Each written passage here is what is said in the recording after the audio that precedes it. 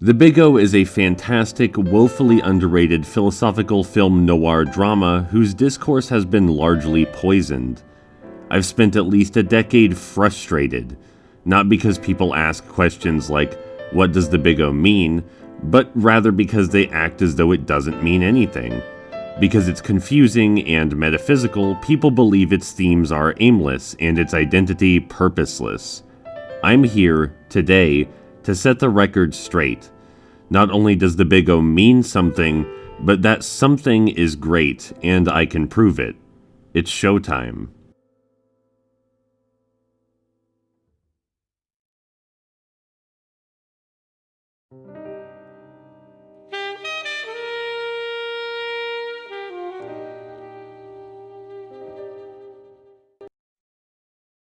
The Big O takes place in Paradigm City, a city of amnesia.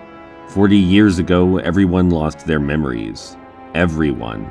Occasionally, darkened fragments of these memories suddenly reappear in people's minds, almost always leading to disaster. No one's exactly sure what great cataclysm might have occurred to erase the past, but everyone important wants to know. Everyone important is obsessed with those missing memories, wants them found, and seeks them as the answer to all life's mysteries. Everyone except Roger Smith, that is. Roger Smith, our protagonist, doesn't think much of his forgotten memories or the world that was left behind. Unfortunately, as a negotiator in Paradigm City, something of a mediator crossed with a detective, he often finds himself confronting deeper and deeper secrets tangled within the societal and existential constructs of this reality. He has a set of principles and morals he adheres to, and clearly considers himself a stoic, but his convictions and beliefs will be mercilessly tested and strained along the course of his journey. Such is the fate of a protagonist, after all. In true irony, Roger wants nothing to do with the memories of the past, but he's haunted by frequent visions of a world long forgotten. If only the other characters could see how horrifying these revelations are, what they do to the human mind, perhaps they wouldn't seek them so ravenously. Why is Roger a negotiator? Why does he own a mansion? Why can he pilot the massive mech, called Megadeuses in universe, known as the Big O? These questions gnaw at him when he wants nothing more than to leave them be. Perhaps the siren call will eventually pull him in. Roger is accompanied by R. Dorothy Wainwright, a machine whose past, like Roger's, is equally shrouded in mystery.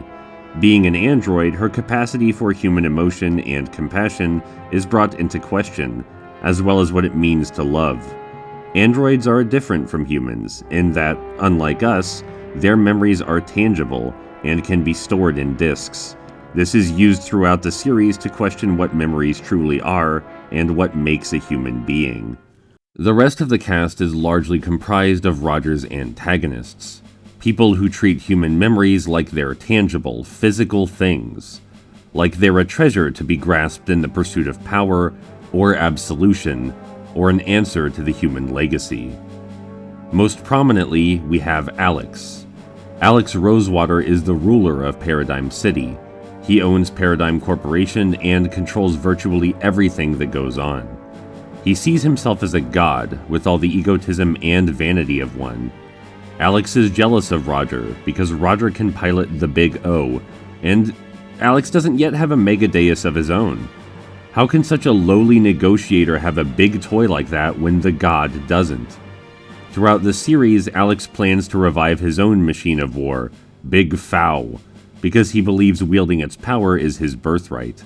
As the series progresses, more and more is revealed about Alex's psyche, and we see him have temper tantrums and meltdowns, peeling away the facade of dignity and revealing the entitled brat beneath.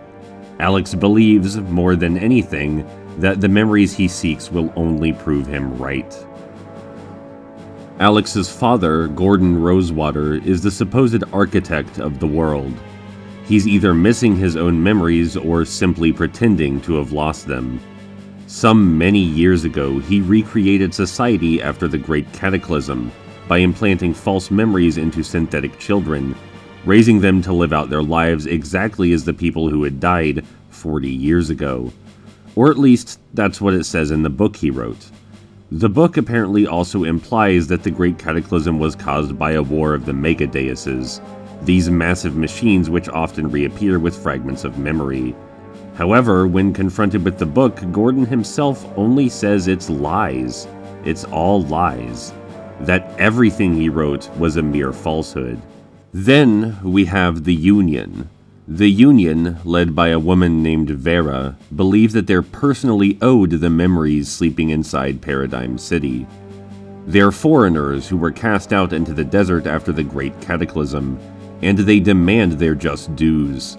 More than that, though, they seek context for their suffering, and they believe only the lost memories can provide it.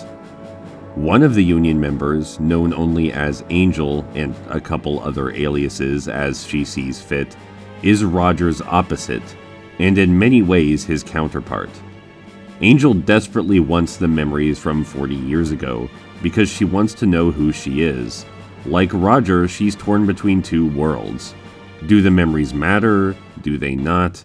Can she even go on without them? Angel switches allegiances, beliefs, and generally proves herself to be terminally unreliable throughout the series as she desperately seeks to validate her own existence.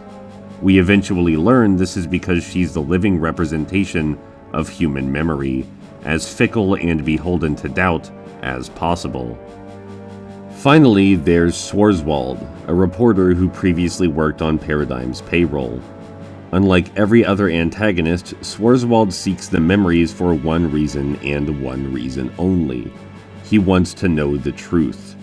He finds knowledge its own reward, and he's sickened by the humans of Paradigm City who either distort the truth to obtain their ideal, like Alex, or who hide from the truth to live in ignorance, like Roger. He deliberately reawakens machines and powers beyond his comprehension with the intent to strike fear into the hearts of the citizens in Paradigm City, to force them to confront the truth. And, oh right, I almost forgot someone. The Big O himself. The Big O is a living manifestation of the Great Cataclysm, a symbol of the tragedy 40 years ago. Throughout the series, we see pilots and their Megadeuses at various stages of relationship, but Roger and the Big O have obtained the only healthy equilibrium. They respect each other's freedoms and stand for justice. Together, this cast goes on a 26-episode journey to get their world rocked and learn valuable insights about the human condition along the way.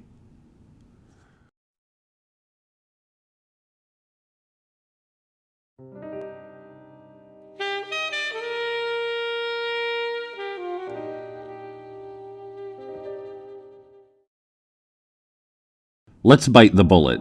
Not everything makes traditional logical sense in the Big O. Some things are left deliberately obtuse or metaphysical to serve the themes of the work. But what does make sense? A surprisingly large amount. It's disheartening to see so many folks dismiss the series as nonsense when more questions are answered than left hanging, and a lot of work has gone into laying proper foreshadowing and character development. Everything needed to understand the character motivations, politics, and most importantly, the philosophy, is either explained directly by one of the characters or easy to logically parse given surrounding contexts. Let's go over some examples. What's the red balloon? Why does it appear after attacks on Paradigm? It's the calling card of the Union. Who are the Union? Terrorists from other nations who believe they're owed a share of the memories sleeping in Paradigm City. Why do they despise Alex Rosewater? Well, they tried to negotiate a trade with Alex, but after he received the parts they sent him to make Big Fow, he betrayed his contract with them. Why did he do that? Because, as mentioned, he's a vain little turd who believes the world is his for the taking, and he's owed everything he could ever want without compromise. Why did the three Megadeuses sent to deliver Big Fow's pieces attack Roger upon arrival? Because Roger is the Union's greatest enemy. He regularly destroys and deliberately buries the memories the Union are so invested in. Why did the three Megadeuses sent to deliver Big Fow's pieces later combine into one bigger Megadeus to destroy Paradigm?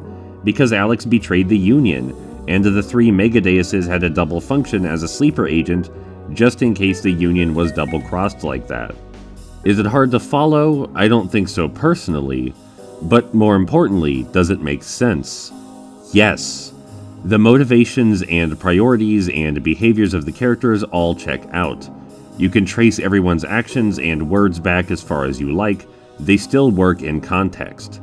There's a coherent story here if one bothers to connect the dots. Hearing a deliberately complex and engaging narrative dismissed as incomprehensible is always kind of infuriating. The Big O is reasonable and logical when it matters. When it does finally forego physical, traditional logic, it only does so in service of its themes. Let's talk about those themes next.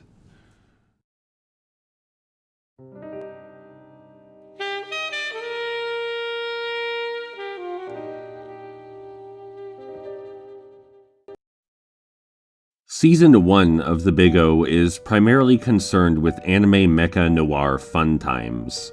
There's surprising depth and intelligence on occasion, but it's seemingly a work that exists just to give you a good time and experiment with an unusual setting. The philosophy and mystery is compelling, but it's largely episodic. Then, Episode 13 hits. Episode 13 talks about the very thing a proper hero is supposed to be concerned with: destiny, a story to follow, an outline, the law of the universe. Obeying the universe's orders, after all, is as simple and natural as opening an umbrella in the rain. Roger, who's never known the truth and never seriously thought about his history, finds this existentially horrifying. What is he meant to be? Who is he? What is his destiny? We end Season 1 on a cliffhanger as he struggles with his very sense of self. Then, Episode 14 presents us with one of the wildest and most emotionally impactful character arcs I've ever seen. Finding himself on the losing end of a Megadeus battle for the first time, his adrenaline failing, probably going into a fever from an untreated wound, recently being assaulted by a Dorothy lookalike, and having spoken with Gordon Rosewater to learn details of his history, Roger breaks. He recedes into his mind, where a twisted vision of the past plays out. He confronts many people and ideas from 40 years ago, intertwined with the feverish ramblings of his sick psyche. It's the picture of a man undone in glorious full color for nearly 20 straight minutes. Eventually, Roger learns what this is all about, why he's seeing such horrifying things. He spent the whole first season, probably his whole life that he can remember, playing the stoic straight man. But recently, due to the resurgence of his memories, he's been confronted with terror for the very first time. Fear, dread, anxiety, feelings of existential hopelessness that he tried to deny and push away at every opportunity. And now that they've come knocking again, louder than ever, he can't run anymore. Finally seeing that his greatest enemy is himself and his aversion to introspection, Roger breaks free. It doesn't matter what role he's meant to play. It doesn't matter what his memories tell him he is. What matters is that he likes being Roger the Negotiator, and so he will. End of story. All these big questions inside him. What am I? Who am I? What does it all mean? What is a human? Who cares? It doesn't matter. It never did. It's all nonsense. So make your own story up. That's what we all do, anyway, every day of our lives. This episode was also a very loud and clear warning of the show's themes. It tells us, up front, that the validations we seek externally are never as important as self-realization and self-motivation. Humans are capable of standing tall, with or without destiny to drive them. Some people choose to stand in the rain without an umbrella, and that's what it means to be free. Episode 14 is effectively the Big O's thesis. It presents its argument that what matters is who we choose to be, above all else, no matter what life's designs have in store.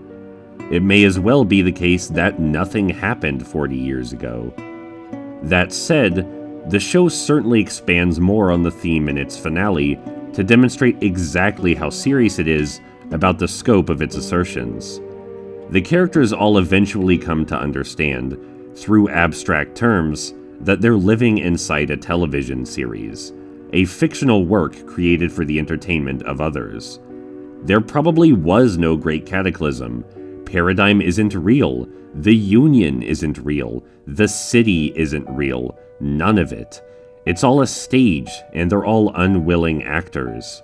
The memories everyone sought are empty nothingness that only exist to move the plot forward. And this is the point at which most folks give up trying to understand the Big O, but I'll detail their folly to you right now, using the show's own words. Swarzwald and Gordon alike touch on a key revelation to understanding the Big O, said in two different ways. Swarzwald quotes Hobbes in saying, "Memory and imagination are but one thing, which for diverse considerations have diverse names." Gordon goes into it more explicitly, saying, "Memories by nature are unreliable. They'll degenerate and become fraudulent while inside people's minds. People subconsciously create these stories called memories." And it's true. Our human memories are only imagined recreations of events, often misremembered in whole or in part, fickle and subject to whim. Yet, somehow, they form a sense of identity for many. Memories command us, tell us who we are, decide our purpose.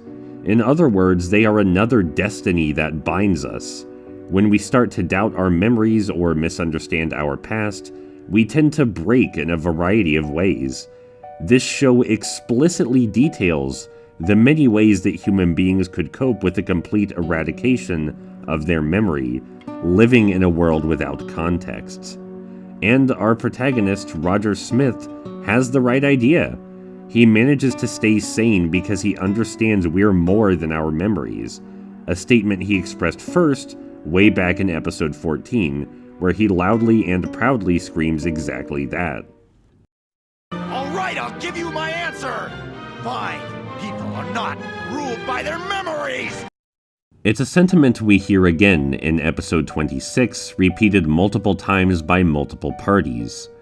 The purpose is clear: to demonstrate our over-reliance on something as fickle as memory, and show us that it's possible to live in spite of our past, rather than be controlled by it. The show bleeds memories with other abstract ideas into an amorphous mass, and the characters all react with incredulity and heartbreak. All of them except Roger Smith, because he finally understands that's just our reality. That's just the world we live in. There's no need to fall apart over it. The world-shattering revelation that memories are intangible affects everyone differently, but it hits Angel the hardest.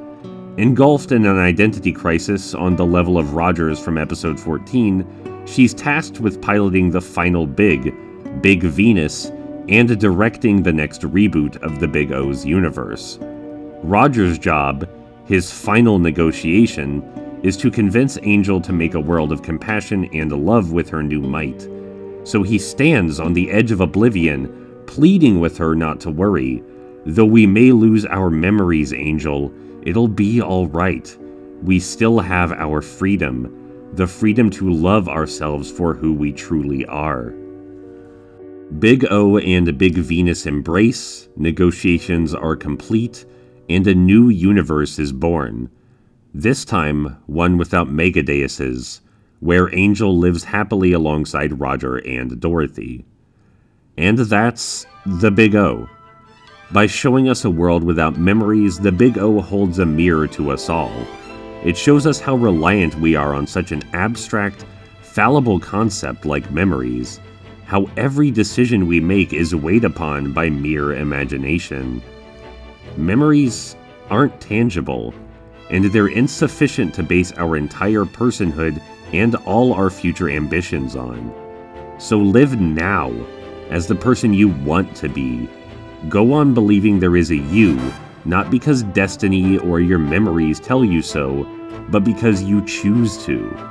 Because you love yourself.